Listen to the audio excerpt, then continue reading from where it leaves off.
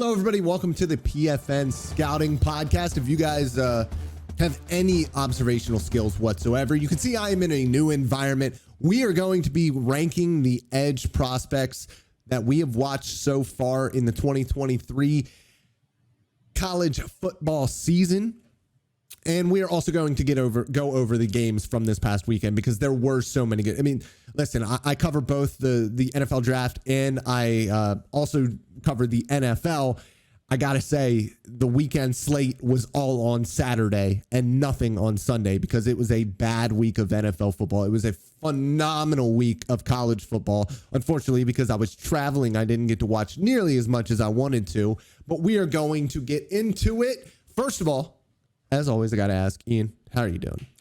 Doing good, man. Doing good. It was a great college football weekend. And for our coworkers at PFN, it was a good NFL weekend because the Dolphins scored 70 points. I think they broke the franchise record for points in a game, right? And I think they also broke the NFL record for yardage in a game. Yes. So shout out to the guys at PFN. We know they're not winning a Super Bowl this year, so they got to cherish it. Well, they got it. No, I'm kidding. That's a joke. But no, it was a fun week. It was a fun week. Football on both sides of the ball, but college especially, man. I mean, we were talking about heading in so many good games to watch on the prospect side and just the college football side, whether you're a fan or whether you're an evaluator. There was so much to take in, and games like Florida State-Clemson, Colorado, Oregon, Ohio State, Notre Dame, and a few one-offs too, like Alabama's defense, Washington State's offense, man. There was a lot to unpack. So let's get right into it. Let's not waste any more time. Yes, let's get into it. And I think the first one that we have to talk about is the first game of that day, Florida State and Clemson. It was a bit of a prospect fest, and that is what you wrote down beautifully on the podcast show sheet here. I mean, we're going to go over the wide receivers on Thursday, but Keon Coleman, have we seen, and I think that Jamar Chase might be the answer here, but have we seen a legitimate alpha the way that Keon Coleman has kind of become that guy for Florida State? Like the guy that when you get inside the 20, you literally just need to throw a red zone fade to him. I don't remember a guy that had that sort of kind of old school ex-receiver elite skill set like Coleman seems to have. Yeah, I don't think we've seen it for a while, for sure. I remember Jamar Chase having that trait for sure. But even in this cycle, too, like Marvin Harrison Jr., he was coming into the year, very good contested catch player. But those contested catches are off of, actual routes that he's running. With Keon Coleman, they just tell him to, go a 9 route, go boundary vertical route and just throw it up to him, right? It's really just that's part of the game plan for him.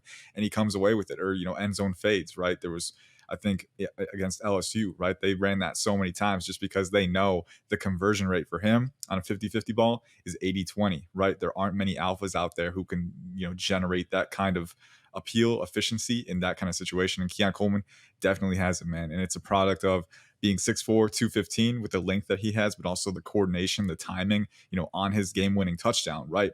He waited. He didn't go up right away. He kind of lulled his DB into a sense of security, false security, got him to wait, and then was authoritative in, timing his jump and his vertical attack, and then just snared it with, phenomenal hand-eye coordination, play strength, all of the above. So I don't think we've seen an alpha like Keon Coleman for a long time. I think it's really fun to watch him, and it's that much more exciting when you watch him in the other phases of his game, right? I think he had 9 catches for 122 yards and 3 touchdowns against LSU. This past week, 5 catches for, I think, 86 yards and 2 scores as well. And he's a complete 3-level threat. Like, he's absolutely an alpha at the catch point too, but he was separating, right? He was generating rack yards. I mean, this is a guy who converts in all phases. Him and Andrew Makuba out of the slot. They were moving him in the slot, and he had some nice reps from there. There was one rep where he feigned a post route. So he's diverted inside against Andrew Makuba and then used a little swim move to get back outside on a delayed out and managed to get open on the scramble drill. Smooth catch by the sideline, right? Getting his feet in bounds. So, just every box that can be checked, he checks it. And I think, Harrison Jr. still has the wide receiver 1 mantle. It's going to be tough to unseat him there.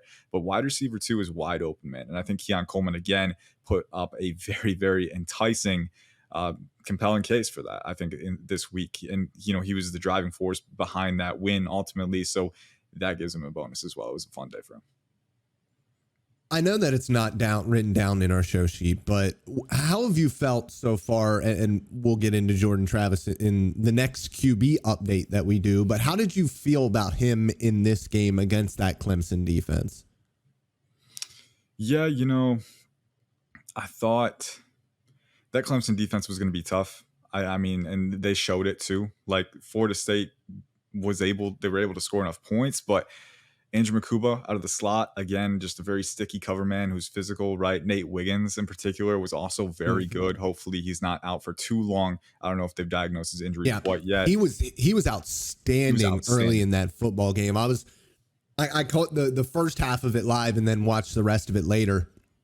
But he was outrageous before he was injured, and it stinks that he ended up going down, and I hope that he is okay because we don't want to see big-time prospects like that. Nate Wiggins has really started to round into one of the better corners in college football. So hopefully he is okay. But yeah, with Jordan Travis, there's just a little bit of the in-structure stuff that just it looks like, and you see this with a lot of young quarterbacks, a lot of young athletic quarterbacks, that when they're able to make plays outside of structure, they use that as more of a crutch. And you see that, I mean, even with somebody like Russell Wilson, it's a guy who, yes, if forced to, he can operate within the pocket, within structure, but his go-to, his natural feel for the game is to create.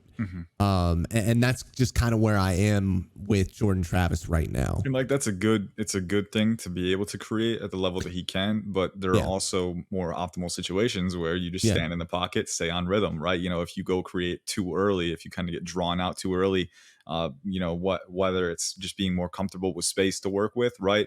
That can get you into some unsavory situations, right? Where all of a sudden pressure has no obstructions. The routes are kind of going the other way, right? So, operating that way is a double-edged sword. And I think we did see a little bit of that, especially against that Clemson defense with guys like Barrett Carter, that can close so quickly. For me, it's the Zach Wilson thing. All right. Somebody who's going to get outside of structure and make these wow 50-50 throws as he's falling away because he has a fantastic arm. And you forget, I think, sometimes that most of quarterbacking comes from within the pocket, within getting the ball out within 3 seconds and not creating. And if you can't do that consistently, you're not going to find consistent success at the NFL level. And the thing you mentioned about creating too, like having a rocket arm too, Jordan Travis, I don't think he has a rocket arm. Like I think it's above average in terms of strength, but I think that's where it caps off too. So that's another limitation for him. It's easier for Caleb Williams because he can be rolling opposite his dominant hand to the left side and just uncork a 50-yard laser like it's nothing, right? Jordan Travis doesn't quite have that arm strength too. So that's another limiting factor for him. Jared Verse, I saw the narrative, I guess is what you would call it, on Twitter. I saw the buzz around Twitter as he was playing in this football game, and it was, Jared Verse is the best defensive player in the draft class. Jared Verse is a dude who is really, really showing out. And I thought it was funny because I was about to say something in our Slack channel, not to the contrary, but to kind of push back on that a little bit. And then you went and did that yourself. You kind of pointed out that, Jared Verse, for as dominant as he has been, and again, I kind of look back at this and I kind of I see Jermaine Johnson. I see a guy who is really long and converts speed to power really, really well. And the hands overall are violent. I think I like a lot of his pass rush moves. But he's just not as flexible, and he doesn't get as skinny as I want him to getting up the arc. He doesn't delete rush angles the way that I want him to because he doesn't have quite that ankle flexion and the hip mobility that I see from some of these other top edge rushers. And I think what we are seeing at the NFL level, especially today with NFL quarterbacks getting the ball out quicker and quicker and quicker and these offenses moving towards more line of scrimmage throws, you need to be able to win in that 2.5 to 3 second mark. You need to be able to really delete rush angles and make things quicker on yourself. And I don't know if he has the high end type of flexibility to be a consistent creator in that respect. How do you feel about what you've seen from Jared Verse so far? Yeah, it's tough. It's tough, right? Because he is a really good player. And I want to point that out. He's a great football player, and he's probably still edge one. But I look at the best defensive player in the class stuff, and I'm not there with him. Yeah, and it's tough because someone has to be the best defensive player. Who's it going to be, right? Yeah. Like right now, I don't really know who it is because Jared Verse, he's shown that he can win as a pass rusher before, and he's shown that he's got very good ability as a technician with his hands, right? So it's almost surprising that he doesn't win as often as you'd think with that ability, right? He's explosive, he's twitchy, he's got violent hands, really good pass rush counters in his arsenal. But a lot of the success he had on Saturday in particular was as a pursuit defender and as a run defender. And those are important things too. Like you need guys who can hold up, prevent displacement, and also make plays in pursuit. And he did that. He had one play where he had an instant reaction to a screen and logged a really nice deflection. He was, I think, holding his blocks and one gapping really well, peeking and shedding, and making plays in pursuit too. So no complaints in that department. It's just with a guy as explosive as he is, who's got as much power capacity, and he was generating push as a power rusher too, but he fades out too often for me to say that he's the top defensive prospect in the class right now, right? And I'm hoping that he starts to gear up a little bit more.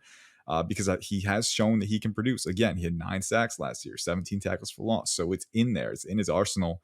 But especially when Clemson was, rallying and they controlled a lot of that game, you have reps where you can pin your ears back and pass rush a little bit and kind of be flexible and kind of all encompassing with your hand usage. And I just didn't see enough variance from him. I didn't see enough, adaptability, winning on second and third counters, right? So, there's still more for me that I'm asking for from him. And then I look at the other edge rushers in the class, right? Chop Robinson, Dallas Turner. If you want bend, if you're looking for bend, you can see it there. You can see the difference on their tape.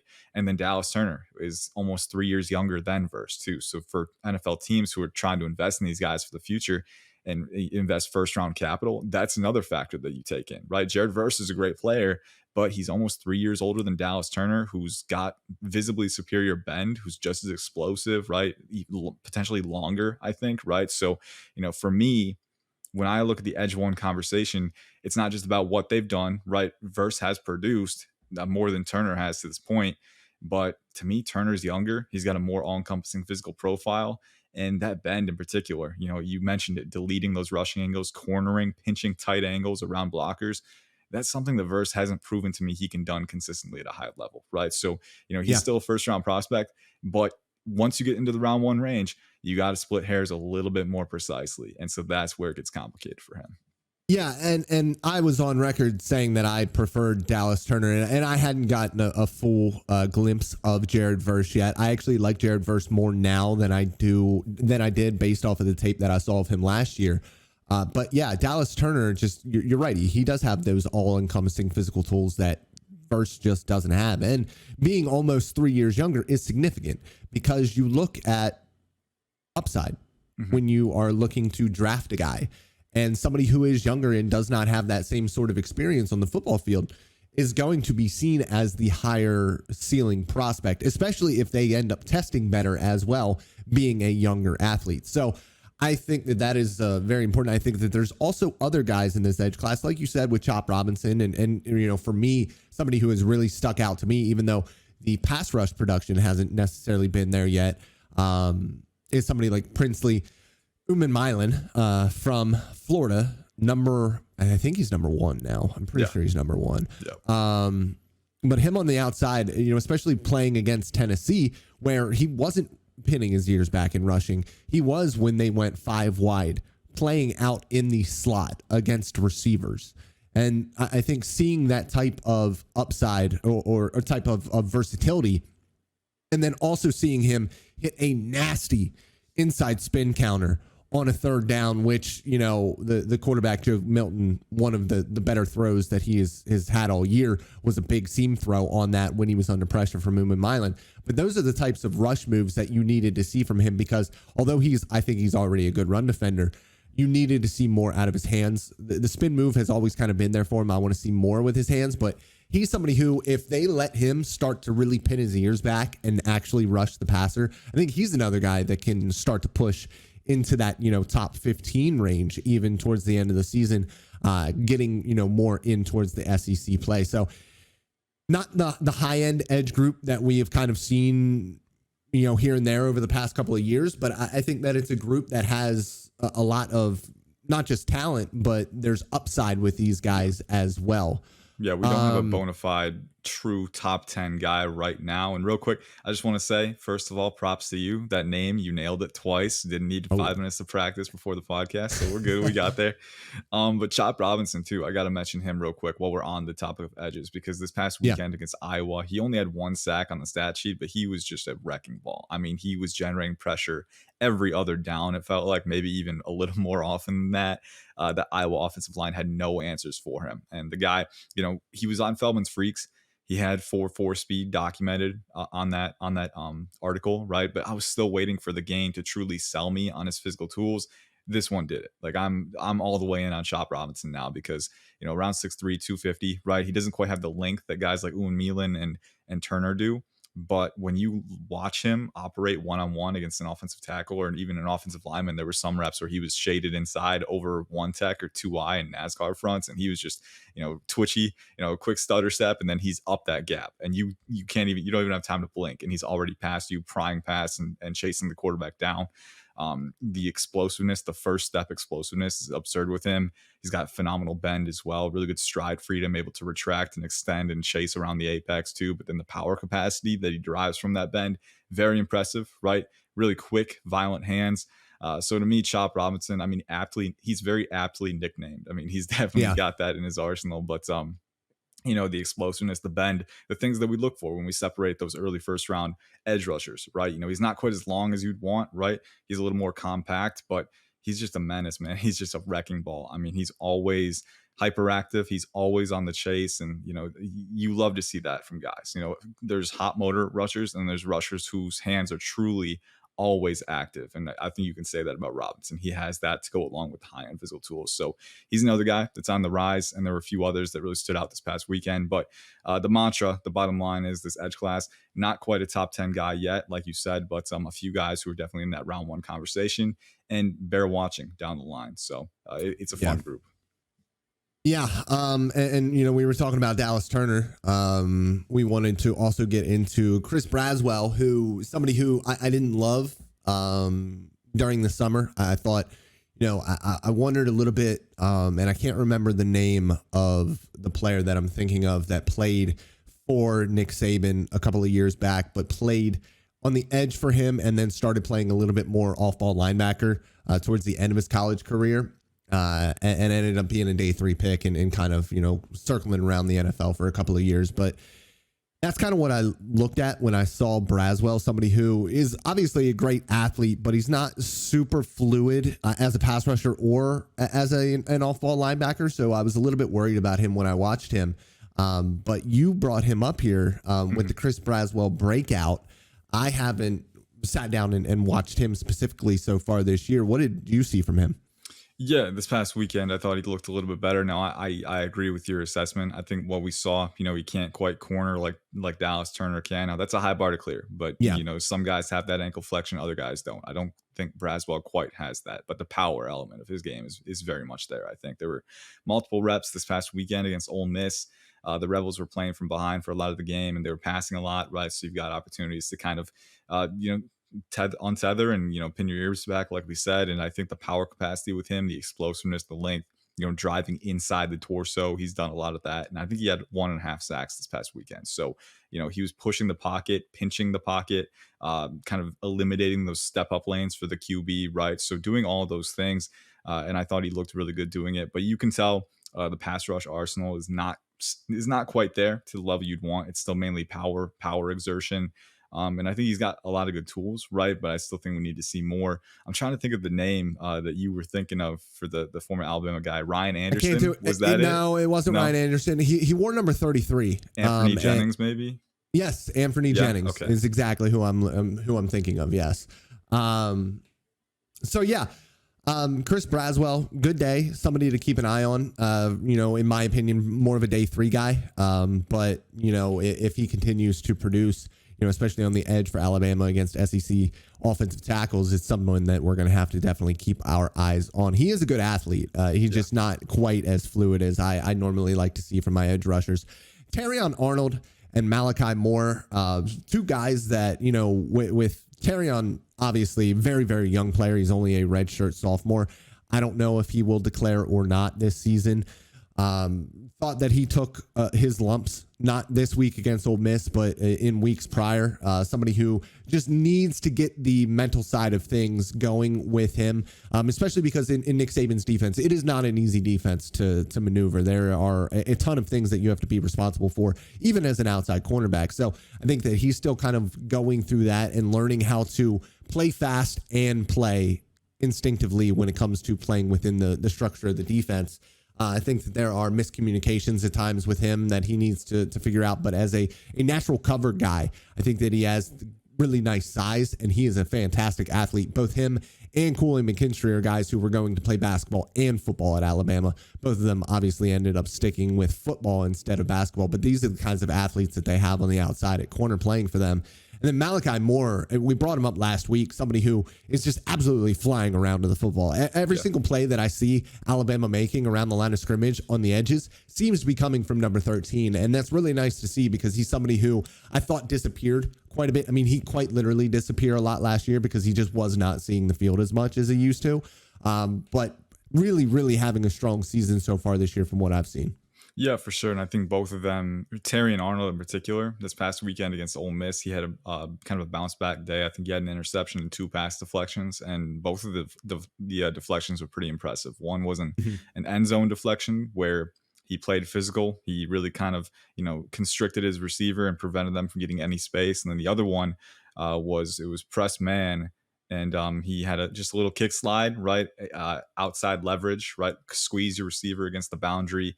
And then he looked back at the exact right time. He timed his vertical extension perfectly and deflected the pass, right? So, I think he's looking a little more patient, a little more composed. And you mentioned it. I mean, he's got good size. He's got great athleticism and fluidity, I think. So I think all of the bedrock traits are there to, make an early round corner prospect, right? Earlier in the year, it was just, sometimes some lapses, passing off routes, communication issues, right? And, sometimes a few missed tackles and run support too. So I think that those are areas where he can improve. But all the building blocks are there to make a really good cornerback, a really good cover man. And I think we saw a glimpse of that this week.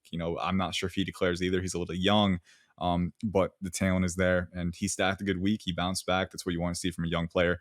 What do you think about Malachi Moore's draft range? Because, he's playing mainly in the slot this year, right? And he's definitely physical. I mean, he comes downhill with a ton of force. He's got good explosiveness, and that's verified from his high school days too. He's definitely, a tenacious defender. I don't know if I see the fluidity though. I don't know if I see the fluidity in coverage. Yes, there's sometimes that's always been my issue with him. You could see a very, very visible difference when he was on the field and when Brian Branch was in the slot last year playing against guys in man coverage. He does not have that. I think that his best outlook in the NFL level is to be kind of a dime linebacker type guy and a half field safety. I don't think that he's the guy that goes into the NFL level and then survives in the slot on a down in and down out basis. You're right. I don't think that he has that type of fluidity with him. But I do think that he has the explosiveness, and I do think that downhill aspect of his game, especially at the NFL level, where you are starting to see less actual true linebackers in the box and more safeties playing in the box. I think that that's really where he fits the best. Yeah, for sure. And he definitely not only is physical, but he knows how to play blocks too. Like he'll go outside leverage to seal off the outside lane. He can shed back inside. So, he understands leverage and he knows how to play those blocks. And, beyond that, having the explosiveness, the fast play pace to kind of maximize that, you like to see it. So I agree. I think probably a dime backer who's got some versatility at the next level, but probably you'd rather him play in space than man up guys out of the slot. So, but the Alabama defense, man, it was a great week. Kool-Aid McKinstry had another great week as well. That goes without saying, but we've said before, he remains our CB1 here. I don't think anything has changed there. Definitely not after Ole Miss. He had a really nice near interception on an in-breaking route where, he's not an elite athlete, like we've said. The elite explosiveness isn't quite there, but I do think it's just a notch below that because he does have the closing speed to undercut those in breakers, and he almost had a pick on that. And then just really good reaction speed, really good technique, composure, ball skills. So he's the full package. That remains the same. Let's move on to another game here. Well, for me, that is where he really impresses as a man coverage corner. It's less the natural fluidity and stuff like that, and more his ball skills, especially on those in breaking routes. The ability to hook guys and not grab as you're hooking to be able to get that hand into the passing lane, I think is a really important skill to have as a corner. And I think that that is one of the things that he does better than anybody. Washington State and Oregon State. Let's talk about Cameron Ward, because we have talked about a ton of quarterbacks so far. And Ward is somebody who we've kind of not ignored, not forgotten, but he's been kind of on the outside looking in from an NFL draft perspective. He's putting up massive numbers right now at Washington State. What have you seen from him from an NFL draft perspective that is intriguing you more this year so far? Yeah, well, the biggest thing to me, man, is that, whenever, and we kind of talked about it with Jordan Travis earlier, when you have a quarterback who's so inclined to produce and or create, and they're very good at it, sometimes they defer to that to a fault. I feel like that was kind of the whole story for Cameron Ward last year, where you can tell this is a guy he's got really good mobility, change of direction, right? Good athleticism off script, really good arm elasticity, changing those arm angles and launch points, but just created, right? He's kind of free playing out there, where sometimes he's not always staying in structure or staying on rhythm, just kind of flowing out and seeing what happens and kind of using that creation ability to create plays. And that's a good trait to have, again, but you need to be equally proficient, especially in the NFL, at staying on rhythm, because defenses, their entire job, their entire goal is to get your QB off rhythm. So if you play into that, odds are you'll dig yourself into a hole. So it's something that young QBs have to get around, get past. And I think Cameron Ward is starting to get past that against Oregon State this past week. Not a bad defense by any stretch. He completed 28 of 34 attempts for 404 yards and 4 touchdowns. So far this year, he's completing 75% of his passes. He's got 13 touchdowns to no interceptions. He's been producing on the ground too. So, the production is there, the efficiency is there, and just watching him play, like, the creation ability is still there. A lot of the big plays that he does, he's getting out on rollouts, right? Play action boots. But he's more controlled with it. I think he's more controlled, more composed, more disciplined, right? He's using that to his advantage, as opposed to just creating chaotic situations and coming up big, because that's what he can do, right? This is a guy who I think looks a lot more mature as a passer, and that's the exact thing we wanted to see from him. I remember when we were talking about him in our sleepers episode, it's like, yeah, he's talented. Yeah, he's very, very good at creating, but right now it's kind of a wild card. It's kind of hot and cold, right? It's kind of volatile. I think that volatility, for the most part, so far has really been toned down out of his game. You're seeing a guy who, it has that creation ability under wraps now. It's kind of tethered, it's controlled. And on top of that too, great ball placement down the field. He's shown that he can layer pace and touch on throws. You'd love to see that. Accurate, good decision maker. I think just in general, if I can boil it down to a word, it's that exact word that we were looking for: maturation. I think we've seen that from Cameron Ward.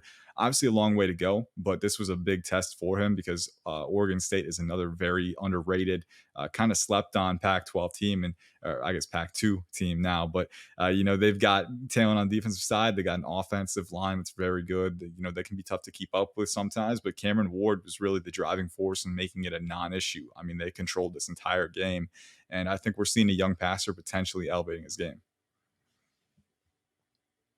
We need to talk about Penix too. The Penix. I'm sorry for everybody. I'm sorry, everybody, for what I just said there. Because listen, Michael Penix continues to just absolutely obliterate teams down the field specifically. I don't know if I've seen somebody be so consistently on target with their ball placement on a plethora of different downfield throws. And for me, I just keep looking at it like, yeah, like, all right, cool highlight. He threw it downfield and it was a really nice throw. That's awesome. But he just keeps doing it, and it doesn't go away. And the consistency with his downfield passing is there. And that's not something that you really look at an NFL level specifically, because they just don't attack downfield very much unless you're the Miami Dolphins. But this dude is absolutely, he's been an assassin so far this year. Yeah. And he has the requisite arm talent. His arm, I think, everybody's talking about the arm strength and stuff, and we talk about downfield passing and velocity are two very different things. And I don't think that he has the same sort of velocity that the other top guys do. I don't think that he's athletic as a lot of the other top guys, but he can still create a little bit. I like the creativity, the ability to manipulate pockets that he has shown so far this year. And I want to see him play a little bit better competition still. But he looks like the best quarterback in college football right now from a production perspective right now. Are you starting to change your mind on Penix at all, or are you still kind of where we've been with him so far this year? Well, I've always been a touch higher on him. I think the driving velocity has always been a big strength of his. For me, the main question has always been the injury history and Yeah. how teams going to view that. And I don't think he's an elite creator because he's a little stiff in the hips, right? But when he has a runway to run straight and accelerate, that's when you see that creation ability to the outside. Is he as natural as a guy like Cameron Ward or Caleb Williams? No, not by a long shot. But we've been mentioning it a lot on this podcast. And you see it with passers right now, like Justin Herbert, like Tua Tagovailoa. Kirk Cousins is playing very well this year too, and how they've been doing it is in the pocket, right from the pocket, just staying in rhythm, being accurate, driving the ball into tight windows, but also timing as well, anticipation, right? And I think Michael Penix in particular, those are things that show up often on his tape with those deep passes, the window anticipation. He gets the ball out right when it needs to come out, right? And then he's got the driving velocity to fit it past tight coverage defenders downfield. For me, like the velocity, for me, there's different types of velocity, right? If that makes sense. Launch velocity, like how quickly it comes out of your hand, but then whether you can drive it into the intermediate and deep ranges as well. Because some quarterbacks, they have a pretty fast motion, right? They got good speed in the short range, but passes kind of stall out as they go farther down the field. With Penix, I don't think it stalls out. And I think that's the important thing with him. He gets the ball out on time in rhythm with that anticipation and that velocity. It's not elite driving. It's not elite initial velocity, but the driving velocity, it sustains through the entire rep. And that's something that's very valuable to stay on schedule for those throws. So that in turn with having the accuracy, the precision, I think the field vision is very good with him. It kind of has to be to pick out those windows. To be sure, he's got a phenomenal wide receiver trio to benefit from. I mean, Rome Odunze, Jalen McMillan, although McMillan was out this past week, so it was Jalen Polk who was playing really well. But I think Penix, to me, he's done everything to be considered for maybe late round one consideration. I think the biggest thing is going to be the injury history, but I think the driving velocity is there.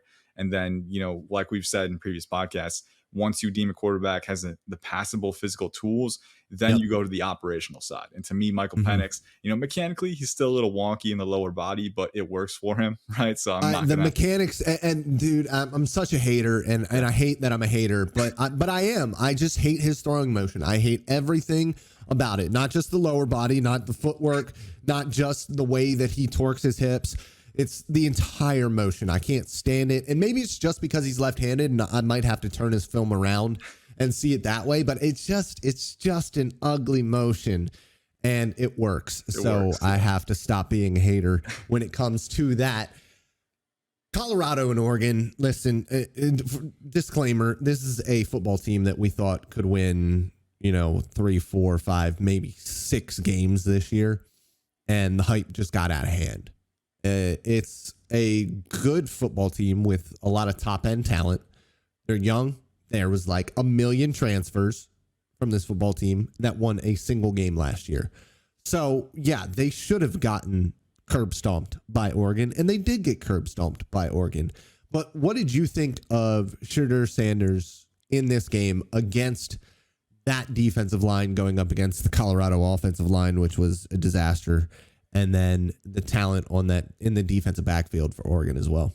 Yeah, I think the first question you have to ask is, what does this mean for Shedeur and his stock, right? Because he's been one of the hottest passers on college football for 3 weeks now, right? Incredibly efficient in control. We talked about how impressed we were with his early season performances, and then it wasn't a terrible performance from him. He just never had a chance to get into a rhythm or sustain any drives, right? And that was reflected in the lack of production. But there were some issues, I think, that popped up. I think the biggest thing, the thing that pops up for me is that there's different different tiers of poor offensive line play, right? The offensive line, I don't think has ever been good this year for Colorado. They got to keep building up in the trenches, and that's going to take time. It's Deion's first year there, but you really saw the mismatch this week, right? In previous weeks, they've been able to, stay kind of within a semblance of cohesion, right? On a thread, and they haven't been perfect, but Shedeur has had enough space to navigate through the pocket, right? This week, he rarely had any. I think that was a product of the edge rushers, Jordan Birch, Brandon Dorless. I mean, they're just so powerful. And there were multiple reps where they either drove their tackle inside an entire gap and just took away those step up lanes, or they countered inside. And so either way, you're taking away that space from Shedeur. He was drifting back a lot. He clearly wasn't comfortable. He was getting the ball out really quickly a lot of the times, sometimes rushing throws or kind of dishing up 50-50 balls when he shouldn't have. So I think in a vacuum, this isn't a great game to evaluate him, but it is important to know that this was the first time this offensive line had this much of a mismatch. And this is what happened to Shedeur. Now, we've seen the NFL level, like, the Giants playing the 49ers, right? I was just about to bring up the New York Giants. Like, I personally don't think Daniel Jones has played poorly this year, but you have to be able to separate the player from the situation or the environment that they find themselves in. Yeah. There's no quarterback. Patrick Mahomes would struggle to find success in that New York Giants offense. It's just the way that it goes. You need something there to help you out. And if you have to consistently get the ball out in 2.5 seconds, you're not going to be able to push the ball downfield to guys. You're not going to be able to create explosive plays. So you're going to have days where you're 21 of 31 for 145 yards. Like, it's just the way that this is going to go, because you don't have the ability to create explosive plays. And especially when an offensive line can neither run block or pass protect, play action doesn't work. Yeah.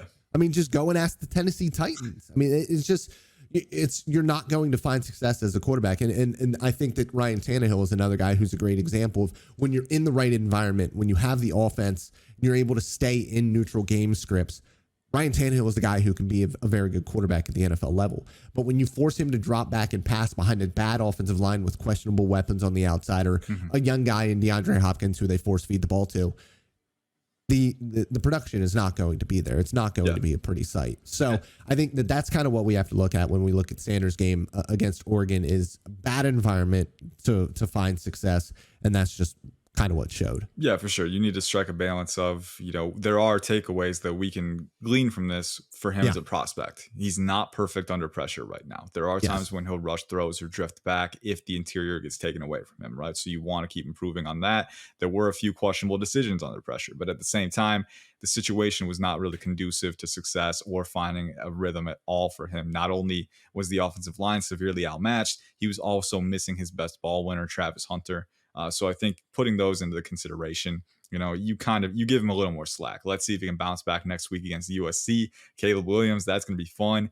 And that USC defense is not quite as fearsome up front as the Oregon defense. Yeah. So I think he'll have more time to throw. I think that'll be more of a firefight, a higher scoring affair. Real quick before we move on from this one, Jordan Birch, South Carolina transfer, looked really good in this game. Could be an edge sleeper this year. I've been a big fan of Dorless for a while, alignment versatile. But Jordan Birch is like 6'6", 290, and he's out there rushing from 5 tech and 7 tech and pushing inside the pocket, right? I mean, the power capacity is really impressive with him.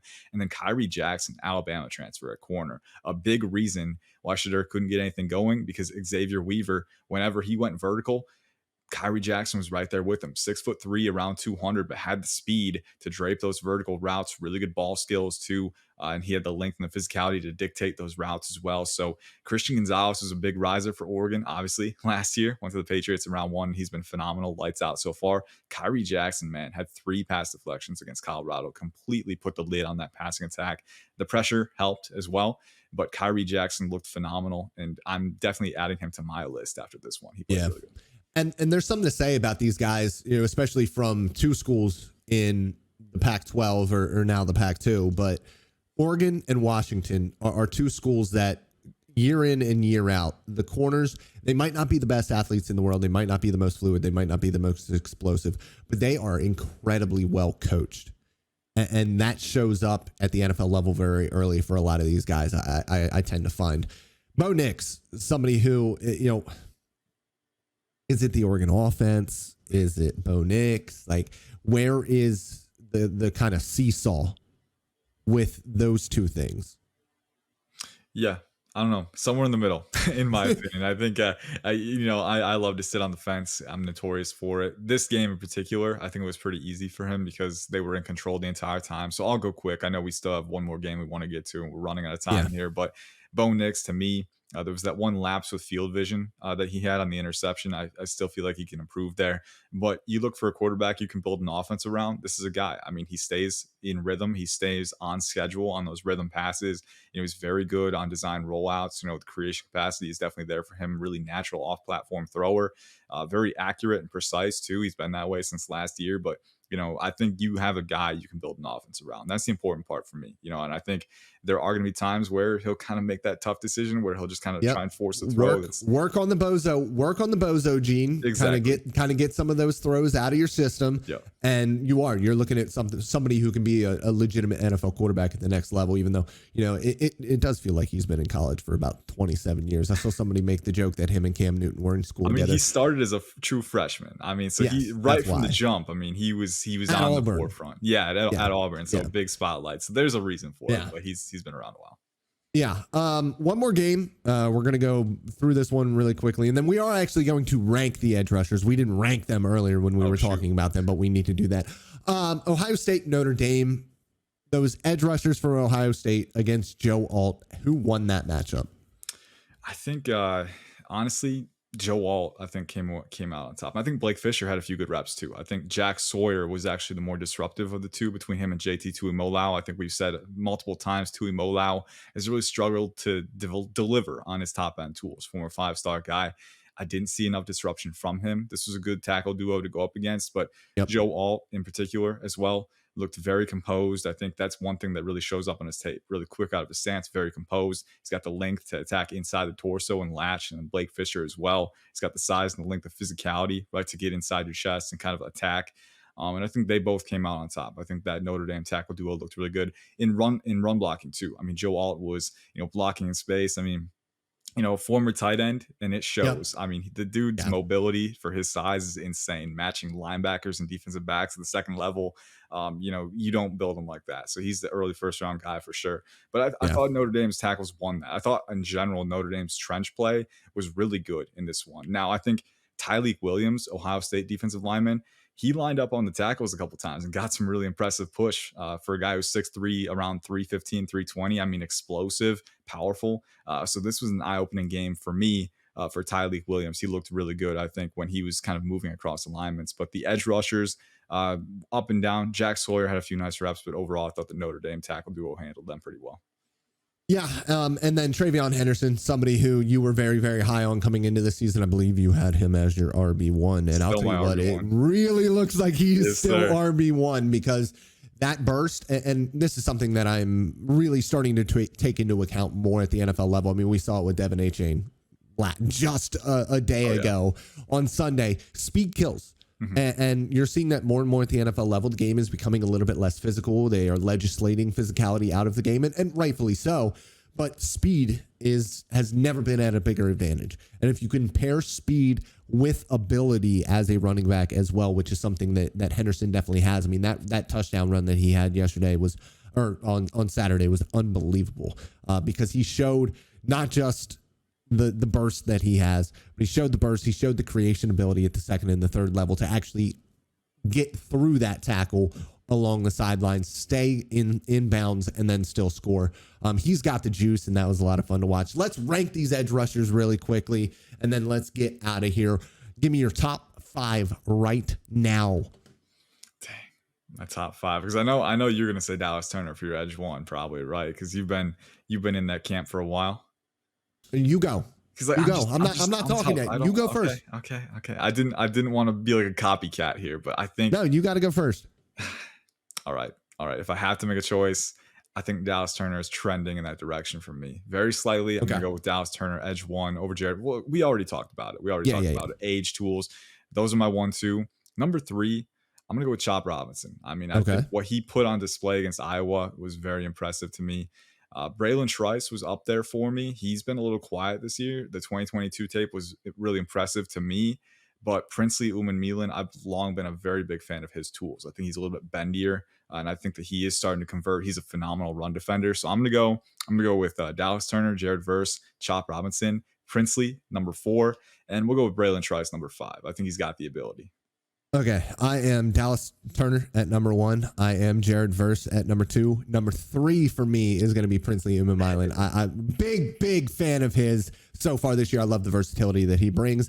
At number 4 for me is going to be Chop Robinson. And then at number 5, we are going to go with Braylon Trice. There right? we go. Yeah, 5 Let's for get 5. There we go. 45 minutes in. Let's get out of here. Guys, as always, I love you. We will be back on Thursday. Goodbye.